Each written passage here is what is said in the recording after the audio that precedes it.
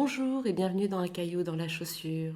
Aujourd'hui, nous avons la question de Laurent, responsable de développement business. Je souhaite évoluer à un poste de CEO, mais cela m'a été refusé par la DRH, invoquant mon perfectionnisme à outrance. Je comprends pas le problème, je croyais que c'était une force. Cette espèce de soif de perfection qui vous dévore, vous appelez ça comment? Bonjour Laurent, en effet le perfectionnisme peut être une force à condition que vous ne soyez pas en position de leadership. Tant que vous êtes en position de management, voire d'expertise, c'est un point fort pour lequel on va vous reconnaître. À partir du moment où vous souhaitez évoluer sur un poste de plus grande envergure, avec une prise de position et de hauteur extrêmement élevée, le perfectionnisme et la performance ne vont pas faire bon ménage. Parce que rechercher la perfection, déjà, c'est une quête sans fin qui n'a de limite que la vôtre. Parfait pour l'un n'est jamais parfait pour l'autre. Ce qui veut dire que votre délégation va être difficile.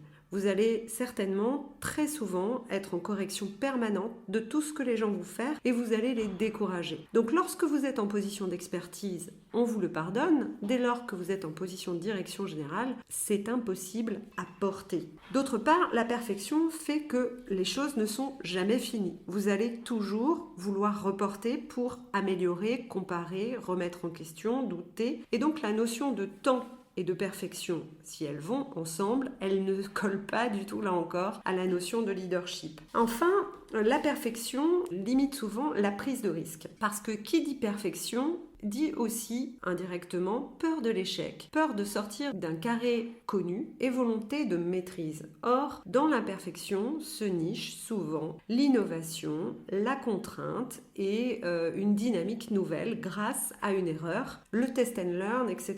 Donc la perfection, si elle est intéressante à un certain niveau, devient effectivement un frein dans votre posture de leader. Or, le leader, vous savez, c'est coach and lead. Alors coach, c'est laisser faire, c'est faire, et lead, c'est observer et proposer. Or, si vous êtes dans le perfectionnisme, là encore, vous avez la tête dans le guidon, vous regardez tous les détails et vous ne pouvez pas prendre la hauteur nécessaire pour apporter une plus-value stratégique. Alors du coup, comment vous pouvez faire, Laurent, pour progresser et faire en sorte que ce point fort ne devienne pas un point faible, mais reste un sens aigu du détail et une forme d'intransigeance sur les sujets qui en valent la peine? Déjà, vous pouvez travailler sous un angle personnel, de développement personnel, en interrogeant vos propres limites et en identifiant vos peurs. Qu'est-ce qui vous amène à avoir besoin de maîtriser, de rechercher une perfection qui, somme toute, n'existe pas? Ça, c'est un premier élément de travail personnel. Le deuxième élément, il va être beaucoup plus orienté sur le back to basic. Quels sont identifiés les basiques qui sont mortels, c'est-à-dire qui sont en lien avec la performance, sur lesquels vous devez avoir un œil intransigeant, sur lesquels le sens du perfectionnisme doit s'arrêter. Et pour cela, je vous invite à, pourquoi pas, vivre une expérience. Moi, j'invite souvent les dirigeants à faire par exemple du parapente. Ça va vous permettre de mesurer l'équilibre entre